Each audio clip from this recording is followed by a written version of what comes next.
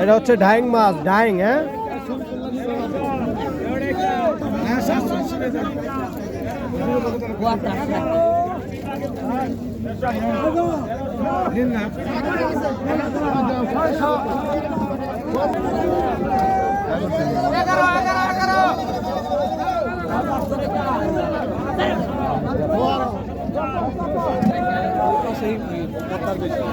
এই যে হচ্ছে অরিজিনাল দেশি সরপুটি।